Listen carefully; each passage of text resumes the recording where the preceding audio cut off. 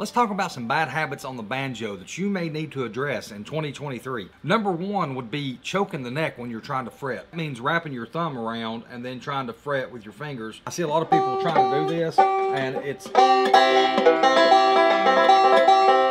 cuts away a lot of your dexterity out of your hand. It makes you feel like you're secure, and that's why a lot of people do it. They try to hold onto the neck like they've got to hold it up. And you've got to get out of that habit, and of course that comes with wearing a strap and getting the banjo where it just sits there, and that neck's going to stay right there, what I'm doing. And so that gives me the opportunity to take my thumb, and a good rule of thumb I always use is I try to never get the tip of my thumb up above the edge of the fretboard. It's just preference on where exactly you want your thumb at when you do fret, but I recommend try to keep it down below the front edge of your fretboard. And it really comes into play when you get down here and you've got to roll your thumb underneath to get your arch in your wrist and things of that nature. And if you get out of the habit of having your thumb all wrapped around your fretboard, then it'll make that a lot easier because it rolls your wrist out if you move your thumb down. You see that? If my thumb's up here, I can't roll my wrist out. So you got to have your thumb down here and roll your wrist out, and then you can fret. Number two on my list is you need to get out of the mindset of that's good enough. When you're learning something new and you are playing something on the banjo, like a song, and I'm bad about that too. Once I learn a song and I can play it through, I'm like, that's good enough. And so I move on to something else. In reality, I need to stick on that song for at least another little while and get it down to where it's second nature. It goes the same thing with like hammer-ons and pull-offs. You want to get to where that is second nature to you, where you make two separate notes. And I've seen a lot of people go, and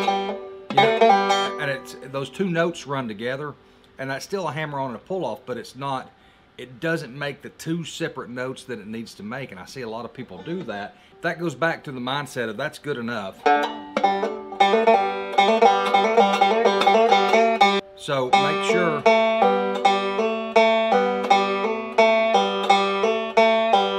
when you practice those that you practice them the right way and don't get into the mindset of that's good enough and move on, because it's just going to hurt you later on down the road. Now, with that being said, something else too is when you're practicing a new song, I recommend, even if you're learning it off tab, if you're learning it by ear, whatever, go find a professional that plays that same song. Find it on YouTube, find a recording of it, find something of somebody playing that same song of a professional level and listen to it. All right, guys, this next one is more of a pet peeve of mine. I don't know if this is a bad habit, but I recommend trying to do this. I didn't do it for a long time, but whenever you're playing a song and you're learning a new song, learn it all the way to the end. And then when I say take it to the end, I mean you need to learn a simple end lick that you put on the end of that song. And the reason I say this is a lot of songs I've learned through my years of playing, I've learned the song up to the very end, and I don't put as much time in on the end of the song as I have, say, maybe up to the middle somewhere. And so the end of my song is always weaker than the rest of my song. You need to spend as much time on the end of the song as you do at the first of it. All right, guys, the next two kind of go together. One of the first one is trying to play a song too fast. I'm not saying here at first, even playing past your skill level. There's a certain tempo that songs should be played at to sound good, right? And you can play it faster, and that's great, but a song sounds good at a certain tempo. And to give you an example, So Familiar by Steve Martin, that song should be played at 115 beats per minute. When I was learning it, I wanted to play it at 120 or 130 beats per minute. And I was like, man, that just don't sound right. I know it's clawhammer, but I'm just giving an example. And then once I realized that I slow it down back to 115 beats per minute, then it started sounding right. I was like, holy crap, I was trying to play this song too fast. The way a lot of banjo players try to do, especially new players, because they're thinking the blazing speed is the way to go, where a lot of times if you just slow down, the song sounds right to you. Now, on the other end of that, like I said a while ago, another reason is that you're playing too fast is you're playing above your skill level.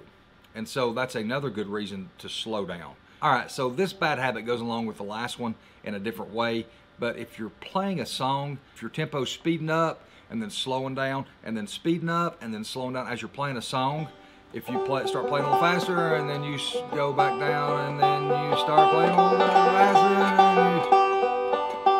as you're playing, you won't be able to play with other people.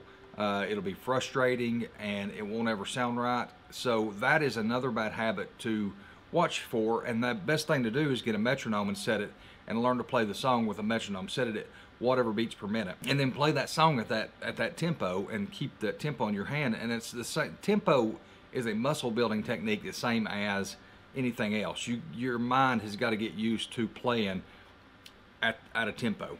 Speeding up and slowing down during a song goes back to what I was telling you about before, about learning a song all the way through.